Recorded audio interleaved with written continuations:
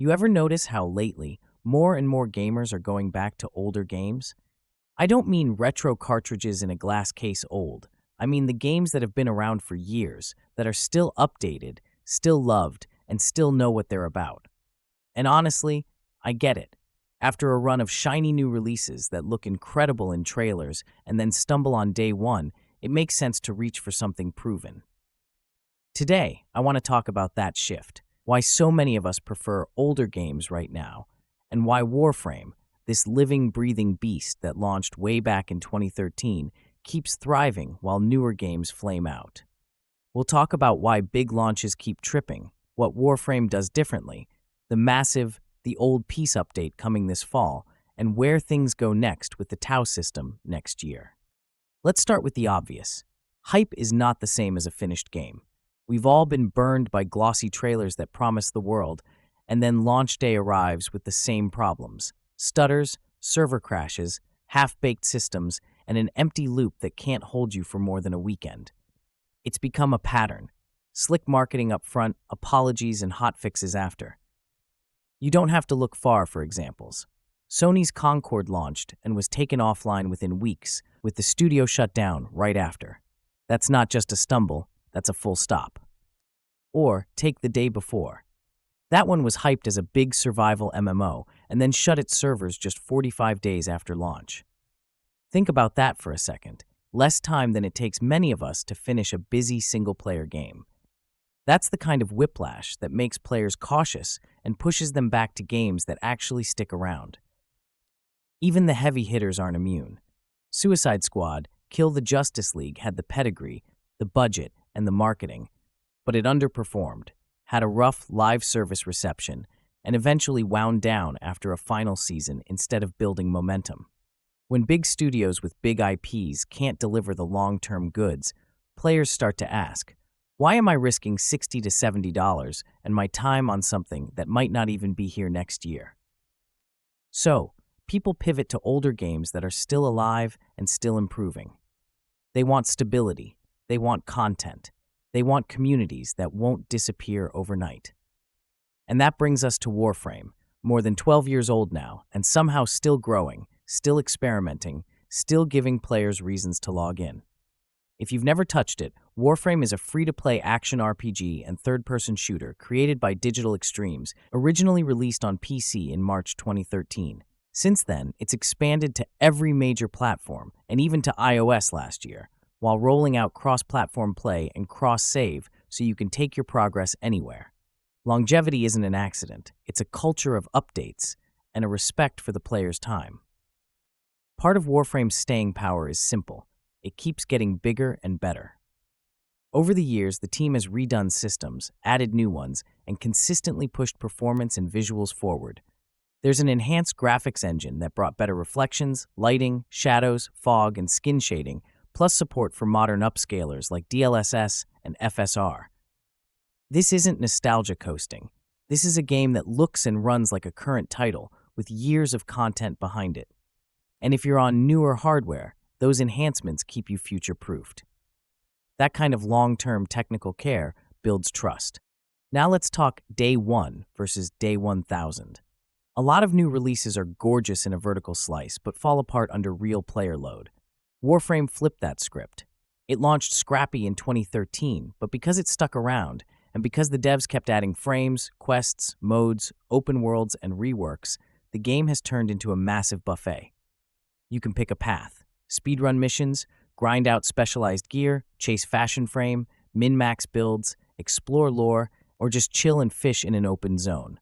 Content density matters. Choice matters. That's the difference between a weekend and a hobby. Another reason people lean on older, stable games, your progress feels safe. Warframe nailed this with cross-platform play and cross-platform save, so your account and unlocks can travel with you. You're not locked into one box under your TV. If your friends play on different platforms, that wall is gone. And this ecosystem is still expanding. The Android closed beta kicks off this fall, bringing the full experience to even more devices.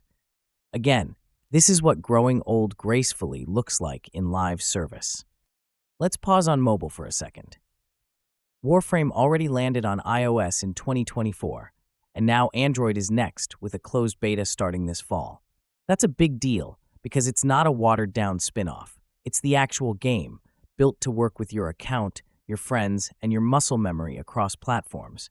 This means your quick 20-minute mobile session can contribute to your long-term goals instead of living in a separate app ghetto.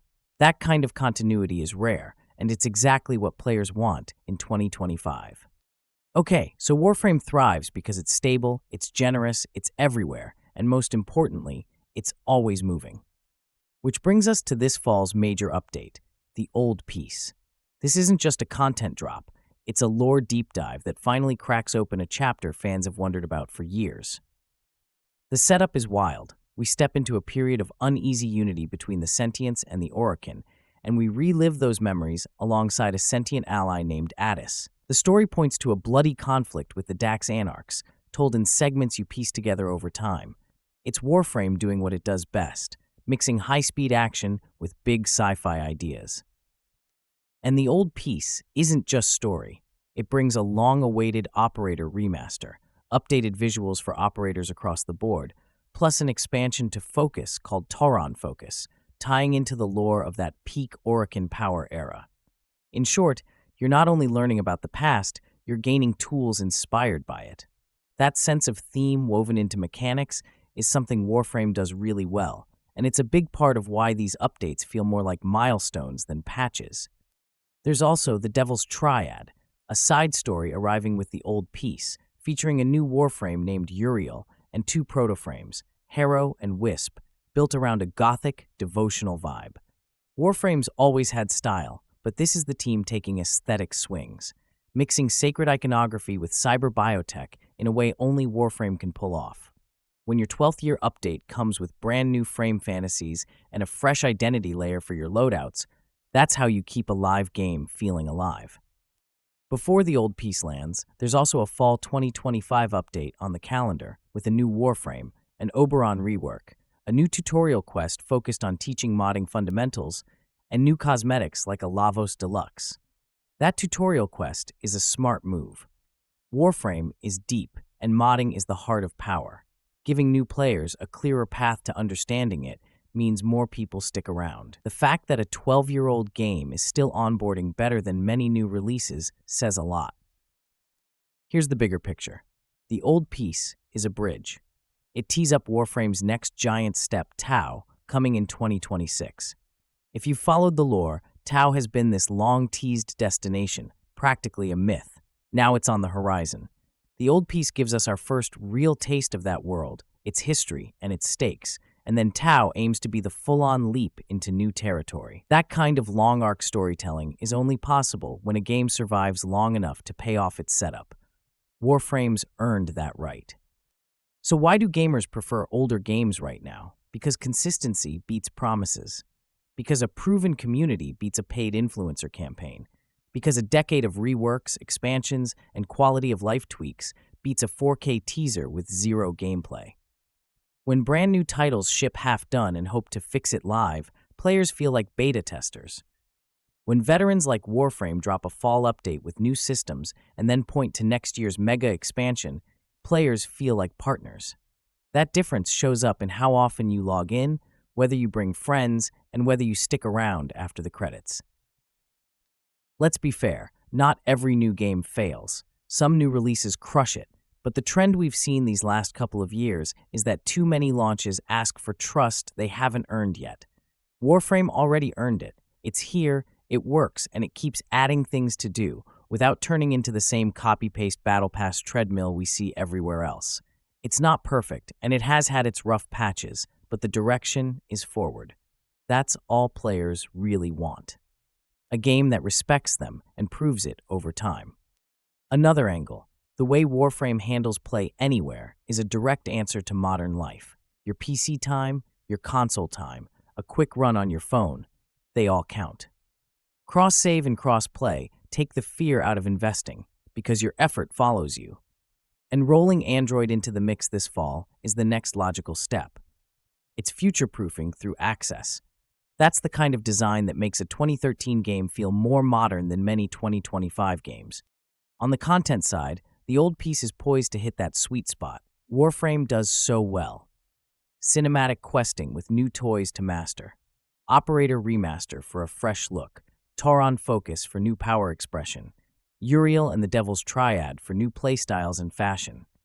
And then that fall 2025 mini-season with an Oberon rework and a modding first quest that makes the early hours less confusing for new players. If you've bounced off Warframe before because it felt overwhelming, this fall is a great re-entry window. And then there's Tau in 2026.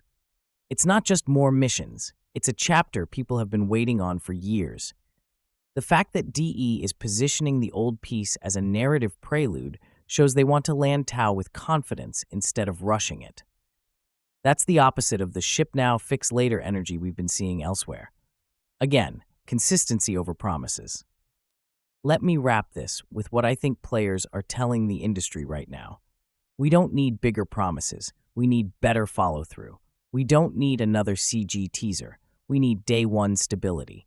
We don't need 7 different currencies. We need clear systems that respect our time. Warframe is proof that if you keep building, keep listening, and keep your world expanding in smart, playable ways, players stick around. 12 years in, with a major fall update and a brand new star system coming next year, it's not just surviving, it's shaming newer games by showing what long-term commitment looks like. If you've been looking for a game that won't waste your time, you could do a lot worse than Warframe this year. Jump in now, mess with the builds, try a few frames, and then be ready for the old piece when it drops this fall. And if you're more of a mobile player, keep an eye out for the Android closed beta invites. They're rolling out this fall as well. I'll be covering the fall update, then diving into the old piece, and of course, we'll go full lore mode when Tau arrives in 2026. If this video helped you make sense of why so many gamers are going back to older proven games and why Warframe is leading that charge, do me a favor, drop a like, subscribe if you haven't already, and tell me in the comments which update or frame you're most excited about. Are you here for Uriel? Pumped for the Operator Remaster? Or are you saving all your hype for Tau? Either way, I'll see you in the Origin system.